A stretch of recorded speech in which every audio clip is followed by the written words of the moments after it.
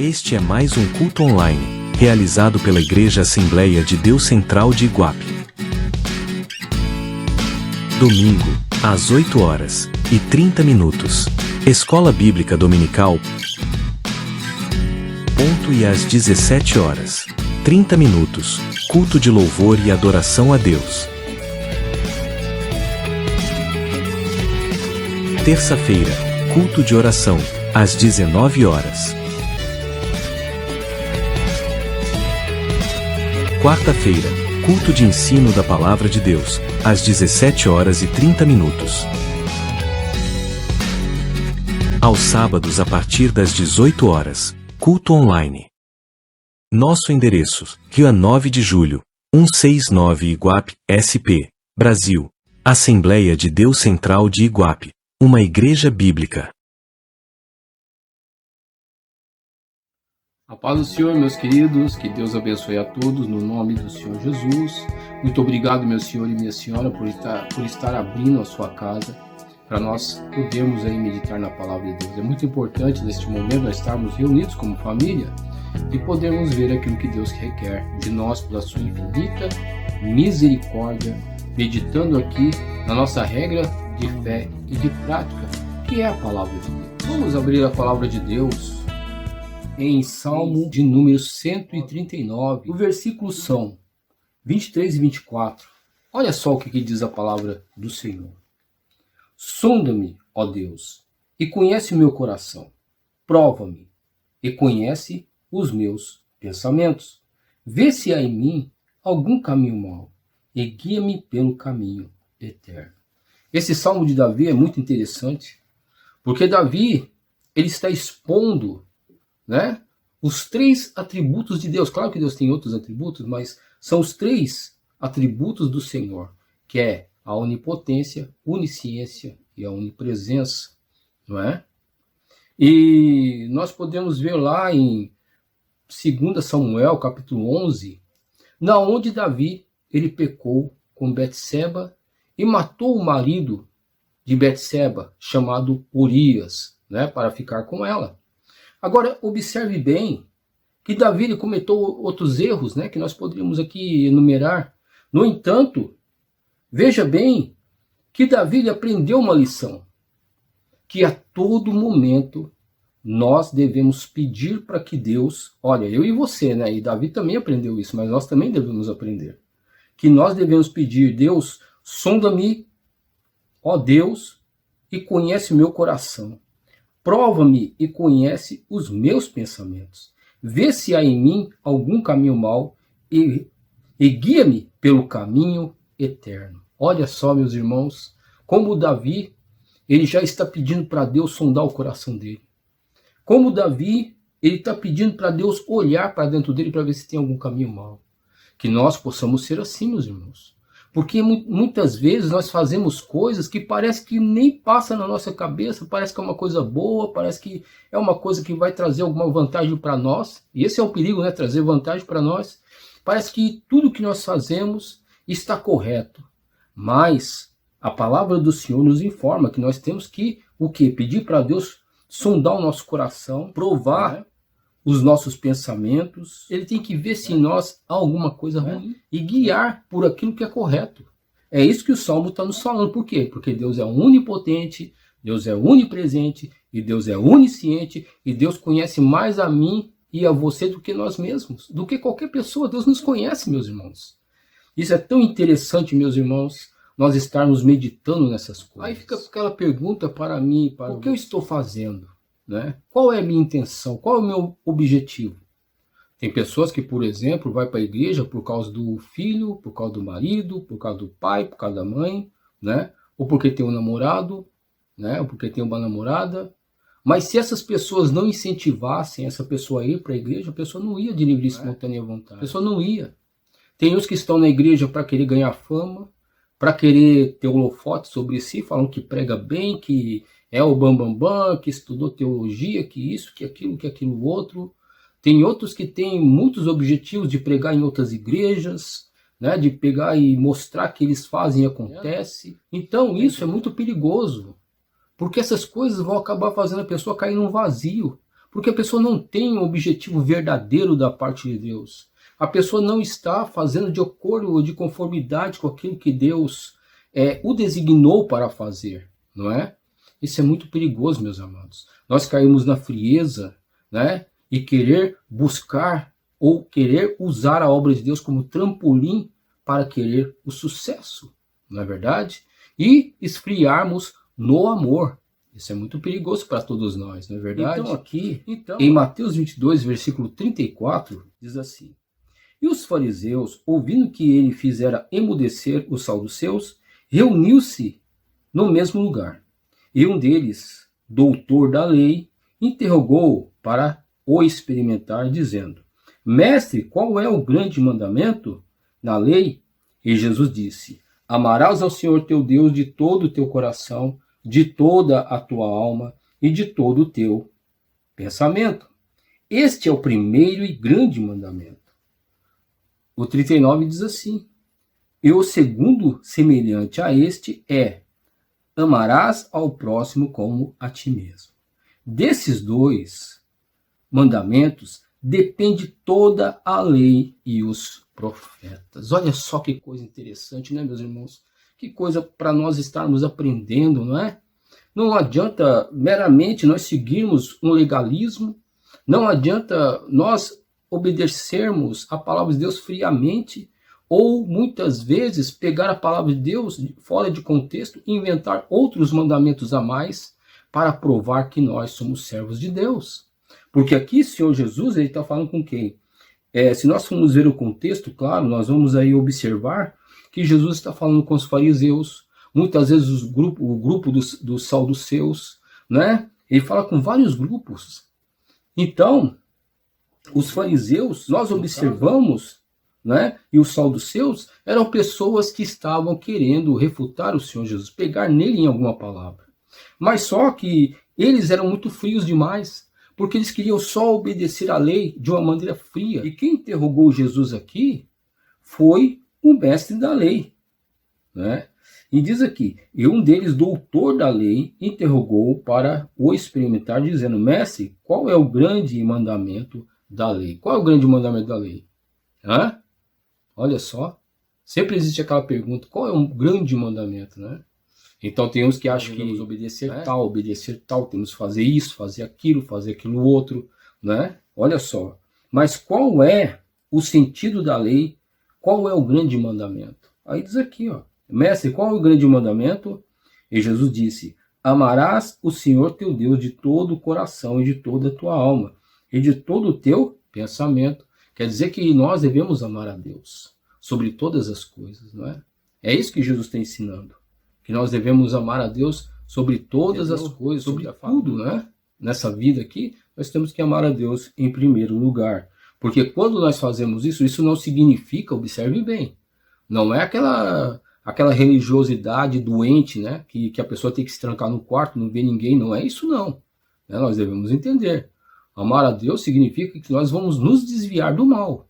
É aquilo que Noé fez, né? Diz a palavra do Senhor, que Noé ele se desviava do mal. E vemos também Jó que se desviava do mal também. Aquilo é amar a Deus. Você está entendendo? Não se envolver com aquilo que é pecaminoso, não por uma forçosidade ou por uma imposição, mas é porque eu amo a Deus, porque o amor de Cristo nos constrange, né? Então Jesus ele diz aqui: este é o primeiro e grande mandamento. Este é o primeiro e grande mandamento. Então o primeiro e grande mandamento é amar a Deus, né? Sobre todas as coisas. Olha só. E diz aqui no 39, e o segundo semelhante a este é: amarás o teu próximo como a ti mesmo, né? Então é semelhante, amar a Deus e o próximo é semelhante, diz a palavra do Senhor. É quase igual, né? Então nós observamos que que amar a Deus e amar o próximo, eles são entrelaçados. Por quê? Porque se eu amo a Deus e não amo o meu próximo, então eu estou em pecado diante de Deus da mesma forma. Então o meu amor a Deus é falso, porque eu tenho que amar meu próximo também. Então são entrelaçados. Por quê? Porque o meu próximo também tem a imagem e semelhança de Deus, não é verdade? Olha que coisa interessante. E aqui diz, ó, no 40, desses dois mandamentos depende toda a lei e os profetas. Então não adianta nada a pessoa pregar aquele legalismo, não adianta nada a pessoa falar que é profeta, se a pessoa não esboça nenhum amor a Deus e nem ao próximo, não é verdade? Não adianta, não adianta. Ah, eu sou profeta, mas vou cobrar R$1.500, R$2.000, Isso é amor ao próximo? Tirar daquele coitadinho que não tem, que muitas vezes aquele dinheirinho que ele tem para passar um mês e vou ficar enganando ele para jogar uma falsa profecia? Pelo amor de Deus, meus irmãos, que isso, né? Vou viver um falso legalismo aí, oprimindo a pessoa através até mesmo, né, da palavra de Deus. Não é que a palavra de Deus seja ruim, mas nós é que muitas vezes são muitas vezes as pessoas que fazem uma má interpretação da palavra de Deus, querendo fazer com que ela se torne legalista, mas ela não é legalista. Deus não é legalista, né? Por isso que a palavra de Deus diz que os 2 mandamentos maiores são, né? O primeiro mandamento maior é qual? Amar a Deus sobre todas as coisas e o próximo como a nós mesmos. Claro, né, que se eu muitas vezes fico entrando em estado de comiseração, eu acho que eu não presto, que eu não valo nada, então como é que eu vou amar meu próximo se eu não amo a mim mesmo, né? Como? Não tem como, né? Porque eu tenho que me amar também para poder amar o meu próximo, né? Para poder ter amor na minha vida, para mim poder esboçar o amor ao meu próximo, né? Isso é uma coisa muito interessante, né, meus irmãos? E aqui é bem claro, porque disso depende toda a lei. Então a lei ela é vazia se não tiver amor, né? Se não tiver amor, não adianta. Se não amar a Deus, você pode praticar a Bíblia de capa a capa, não vai adiantar nada. Então, meus amados, é vã a nossa fé. Então vamos observar o que diz aqui, Mateus 23, versículo de número 23. Olha só. Ai de vós, escribas e fariseus, hipócritas, pois que dizimais a hortelã e o endro e o cominho, e desprezais o mais importante da lei, o juízo, a misericórdia, a fé. Deveis, porém, fazer essas coisas sem omitir aquelas. Olha só que coisa interessante, né, meus irmãos? Nós vemos que Jesus ele repreende severamente os fariseus. Ele repreende severamente. Por quê? Porque eles estavam distorcendo a própria lei, né? Não é que a lei seja má, mas eles estavam o quê? Distorcendo a própria lei, que estava falando das coisas do Senhor, né? Olha só que ensina o povo a amar a Deus. Então essa falta de compreensão estava no meio dos fariseus, né? Estava bem no meio dos fariseus, estava no meio dos sacerdotes. E isso conjuminava para quê? Para invalidar a lei, porque eles amavam mais a tradição, eles amavam mais, além do decálogo, eles colocaram outros mandamentos acima daquele decálogo. Isso é muito perigoso, né? É muito perigoso nós pegarmos a palavra de Deus e ficar fazendo invencionices, usar texto fora de contexto, usar versículo fora do texto da palavra de Deus, do contexto da palavra de Deus, sabe?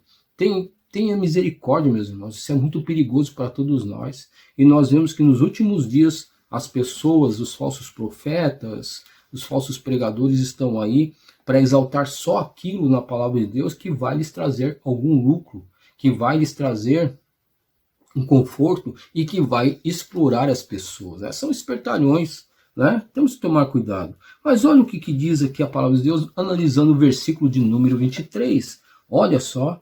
Ai de vós, escribas e fariseus hipócritas, porque dizimais a hortelã e o entro e o cominho, e desprezais o mais importante. Então eles davam dízimo de tudo, das mínimas coisas, né? Davam aqui o dízimo do que? Da hortelã, do entro e do cominho, que são coisas assim, são temperos, né? São temperos, são coisas ali, folhinhas para fazer chá, sabe? São condimentos. Então eles davam o dízimo de tudo. Mas só que, veja bem o que eles faziam.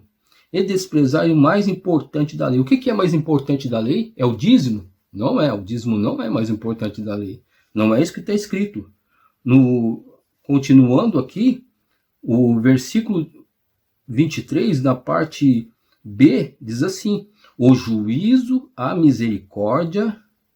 Então, o mais importante da lei, o qual é? É o juízo, a misericórdia e a fé. O juízo e a misericórdia e a fé são mais importantes da lei. Não é, veja bem, o dízimo no caso aqui, que é o mais importante da lei. Não é o dízimo, não é o dízimo. Olha só.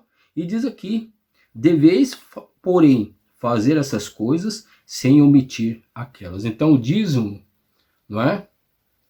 Tem a sua importância, mas não é o mais importante da lei. Não é, entendeu? Então nós podemos recorrer àquela senhora que estava lá no templo e de repente ofertou uma viúva, né? Ela ofertou uma moedinha e Jesus disse assim, essa daqui deu muito mais do que todos esses homens, enquanto eles estavam dando aquilo que esbanjava, né? Porque eles estavam ganhando muito dinheiro, então eles davam aquilo que sobrava.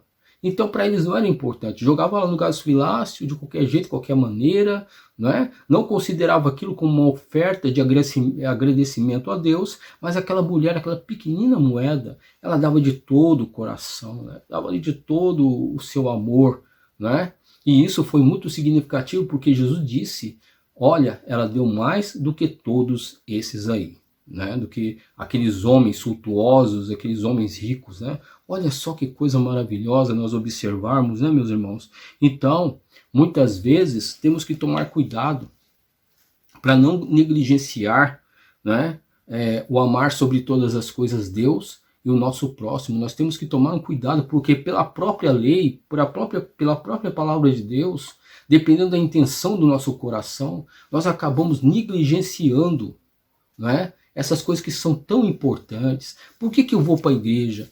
Eu vou para a igreja, sabe por quê? Porque meu pai me obrigou aí, porque minha mãe me obrigou. Eu vou para a igreja porque senão o pastor vai torrar minha paciência. Eu vou para a igreja porque senão vai virar um rebuliço em casa e eu não quero isso, né? E muitas vezes as pessoas elas não vão com gosto para a casa de Deus. Sabe, não fazem a obra de Deus, porque não é amar a Deus sobre todas as coisas, não é amar o meu irmão porque eu faço falta na casa de Deus. Você está entendendo? Eu posso ser um instrumento de Deus, mesmo sendo um membro da casa de Deus, eu posso ser um instrumento de Deus para abençoar outras pessoas. Pessoas me vendo ali, vendo que eu estou adorando a Deus, glorificando, essa glória de Deus que é derramada sobre a minha vida, vai abençoar o meu irmão da direita e da esquerda, vai abençoar o pastor, porque o pastor vai ver, puxa vida, olha que irmão abençoado, olha que irmão abençoado. Você está entendendo como é que é? Olha, então todos nós, a igreja quando está junta, ali naquele momento, é um fogaréu da presença de Deus. Não é verdade? Não é uma coisa maçante, meus irmãos, que nós não venhamos a nos tornar pessoas maçantes, sabe? Como se obedecer a Deus fosse uma coisa assim, sem mais nem menos, uma coisa sem, sabe, sem qualquer tipo de objetivo. Porque era melhor se eu estivesse passeando, era melhor se eu estivesse fazendo isso, fazendo aquilo outro. Muitas vezes nós temos que tomar cuidado que nós estamos refutando, né, o senhorio de Cristo na nossa vida, sabe? A palavra do Senhor nos diz o quê? Que o amor de Cristo nos constrange. Por que nos constrange? Simplesmente porque ele morreu na cruz do Calvário por mim e por você. E quando nós vamos na casa de Deus, é porque eu sou grato. Quando eu estou no meu serviço orando, é porque eu sou grato. Quando eu vejo o sol despontando, é porque eu sou grato. Estou levantando porque o Senhor me deu vida mais esse dia. Sabe, quando está chovendo, é porque eu sou grato. Seria muito ruim eu chegar aqui no culto online e pegar e esparramar todas as minhas amarguras aqui, pegar e fazer uma metralhadora para atingir todo mundo. Isso aí não, meu irmão. Isso aí não. O que eu estou fazendo qual é o serviço que eu estou fazendo para Deus? Na verdade, estou prestando um desserviço ao reino de Deus. Estou escandalizando a obra de Deus. Eu não estou mostrando que a igreja está na unidade, você está entendendo? Não estou mostrando isso. Então eu tenho que amar você, não é? Não foi isso que foi lido? Amar a Deus sobre todas as coisas, meu próximo como a mim mesmo. Você é o meu próximo, então eu tenho que estar aqui com meu coração aberto, pedindo misericórdia para Deus, abençoar a sua vida. Os meus problemas, eu tenho problema? Tenho. Mas não vai resolver eu ficar muitas vezes murmurando, julgando aqui, meu irmão dos céus. Eu tenho que abençoar a sua vida com palavras de vida eterna, com palavras que vai te edificar, com palavras de esperança, falando que Deus ele vai derramar a sua glória sobre a sua vida e vai mudar totalmente o seu futuro. Eu estou aqui, aleluia, como profeta verdadeiro, segundo a palavra de Deus, para poder falar para você que existe vida em Jesus Cristo e que sua família vai ser abençoada, você vai ser abençoado, você vai ser fortalecido no nome do Senhor e Salvador Jesus Cristo. Então nós temos que ter essa concepção, direção da parte de Deus, né? Para quê? Para abençoar as pessoas, porque foi para isso que Deus nos chamou, não é? Então observe bem que os fariseus eles pensavam dessa forma, que as pessoas tinha que dar o dízimo, pronto e acabou, tinha que fazer a vontade de Deus de uma maneira fria, obedecer a lei de uma maneira fria, de uma maneira completamente causticante, né? Então isso é perigoso, meus irmãos, porque nós devemos obedecer a Deus porque nós o amamos, né? Nós devemos abençoar o próximo porque nós também amamos o próximo. A mesma coisa, aquele rico quando chega diante de Jesus e fala assim, olha, bom mestre, o que eu faço para herdar a vida eterna? E aí Jesus pega e vira para ele e fala assim, bom só Deus, eu não sou bom, né? Aí o que ele fala? Aí Jesus pega e questiona, mas você obedece a palavra de Deus? O que ele disse? Sim, eu não mato, eu não roubo, né? Eu obedeço desde a minha meninice as coisas de Deus. Aí Jesus pegou e chegou para ele e falou assim, então te falta uma coisa, pega a sua riqueza e distribui aí para os pobres, né? Olha só, Jesus pegou e colocou isso para ele fazer. E o que ele fez? Ele pegou, ficou muito triste porque era muito rico e foi embora. Olha só, meu irmão. Então não adianta nada obedecer a palavra de Deus friamente, né? Como se fosse algo gélido, como se fosse uma obrigação. Não adianta. Só para querer adquirir algo de Deus, não adianta, meu irmão. Não adianta, né? Por quê? Porque se nós não amarmos o nosso próximo, não vai adiantar nada. É isso que diz a palavra aqui. Se nós não amarmos o nosso próximo, amar o nosso semelhante, não vai adiantar nada, não é? Não vai adiantar. Se nós não amarmos a Deus de todo o nosso coração, não vai adiantar também. Se nós não sentimos a presença de Deus, que nos dá força para continuar, que nos dá força para fazer aquilo que Deus requer, não vai adiantar nada, meu irmão. Não vai adiantar. Então, nós podemos ver, né, que Jesus coloca os motivos principais para obedecer a palavra dele. Mas quais são os motivos? Amar a Deus sobre todas as coisas e o próximo como a nós mesmos. E ele coloca no versículo 23 que o maior do mandamento não é a prática em si, não é? Mas o maior do mandamento o que é? Olha só, o juízo, a misericórdia e a fé são o maior no mandamento. Agora, claro que nós não devemos negligenciar a lei. Aqui em 1 aos Coríntios, capítulo de número 13, é muito interessante, porque nós podemos aqui observar, entrando numa certa história aqui sobre a igreja de Corinto, era uma igreja confusa, que tinha divisão, né? Na onde ali um queria servir a Paulo, outro a Pedro, outro queria servir a Jesus, e assim por diante, era uma confusão terrível, né? E também confusão com relação aos dons. Na hora da ceia, nós também vemos que eles eram muito confusos, eles levavam ali pão grandiosos ali, né? Comiam pão ali. Já pensou você comer 2, 3 médias na Santa Ceia, né? Bebendo ali o vinho para se embriagar? Era isso que eles faziam, eles dormiam no meio da ceia, causando um verdadeiro desrespeito. Então aqui, meus amados, nós observamos aqui que o apóstolo Paulo, além dessas coisas que nós acabamos aqui de falar, ele pega e fala como deve ser o verdadeiro uso dos dons, né? Olha só, todos os dons, seja dom de pregar, seja dom de língua, seja qualquer outro tipo de dom, veja bem como ele fala, olha só, que diz aqui, no capítulo 13, versículo 1, ainda que eu falasse a língua dos homens e dos anjos e não tivesse amor, seria como metal que soa, ou como o sino que tine. Ainda que eu tivesse o dom de profecia e conhecesse todos os mistérios, toda a ciência, e ainda que tivesse toda a fé de maneira tal que transportasse os montes e não tivesse amor, nada seria. Então aqui nós vemos que o apóstolo Paulo, ele coloca os dons, mas só que os dons têm que ser usados o quê? Com amor. Não, sabe por que eu uso os dons? É para mostrar que eu sou profeta. Eu sou profeta. Sabe por que eu falo línguas? É para mostrar que eu falo a língua dos anjos, sou mais usado do que fulano, beltrano e ciclano. Sabe por que eu prego? Eu prego porque eu estudei, porque eu sou assim, porque eu sou assado, eu sou o cara. Não, a Bíblia não fala. A Bíblia diz que tem que ser, tudo tem que ser usado no amor. Mas que amor é esse? Amar a Deus sobre todas as coisas e teu próximo como a ti mesmo. Porque a obra de Deus são pessoas que necessitam da direção de Deus. E Deus escolheu eu e você para fazermos que essas pessoas tenham uma direção da parte de Deus, não é? Olha só que coisa interessante, né, meus irmãos? Então, que Deus venha ter misericórdia de todos nós, que nós venhamos a saber usar as coisas de Deus, que nós venhamos, não é? Pedir para Deus sondar o nosso coração, a nossa alma, que não seja nenhum outro tipo de intenção que venha querer governar nosso coração para irmos à casa de Deus, exercermos os dons de Deus, você está entendendo? Sermos usados no ministério, que não seja outro tipo de interesse, porque nós seremos julgados pela intenção do nosso coração. A única intenção que eu e você temos que ter, amar a Deus sobre todas as coisas e o nosso próximo.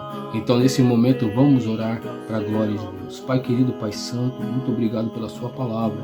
Direciona-nos, ó Pai, e vivifica os nossos corações para sermos usados por Ti para abençoar a Tua casa, edificar a Tua casa.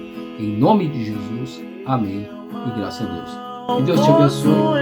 Esperar para você me achar e outra vez fazer tudo novo, Pai. Faz de mim este lugar onde o mundo possa encontrar o amor do seu Criador.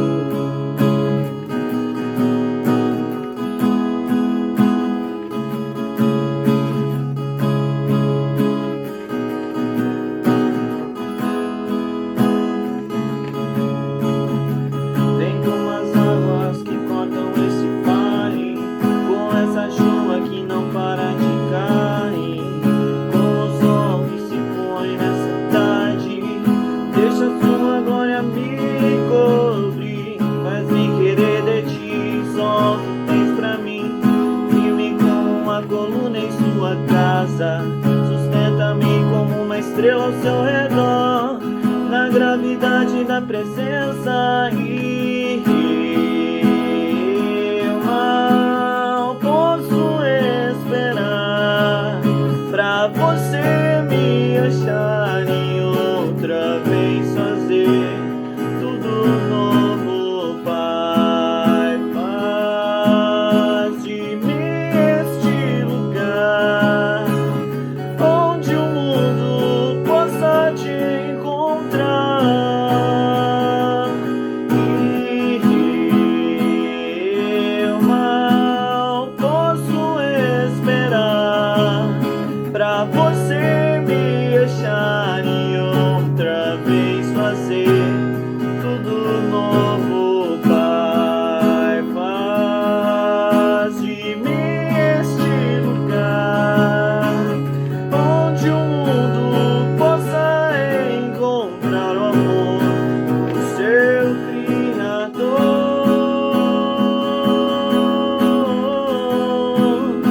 do seu Criador.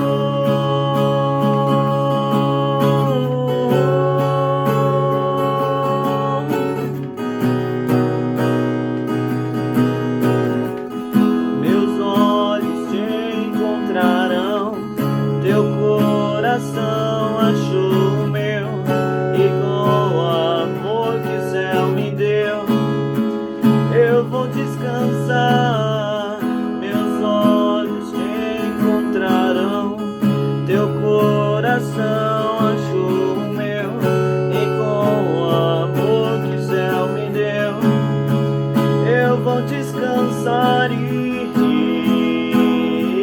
eu mal posso esperar pra você me achar e outra vez fazer tudo novo, Pai. Faz de mim este lugar onde o mundo possa te encontrar.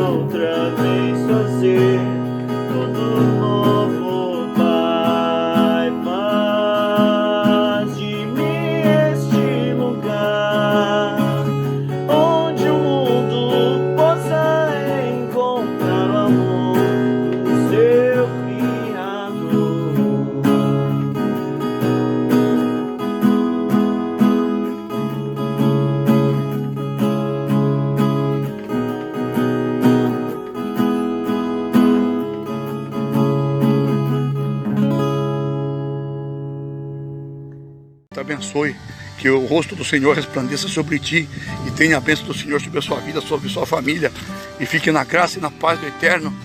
E Maranata, ora vem, Senhor Jesus. Que Deus abençoe a você, Deus abençoe em nome de Jesus Cristo. Aleluia, a vitória do povo de Deus. Amém e graças a Deus.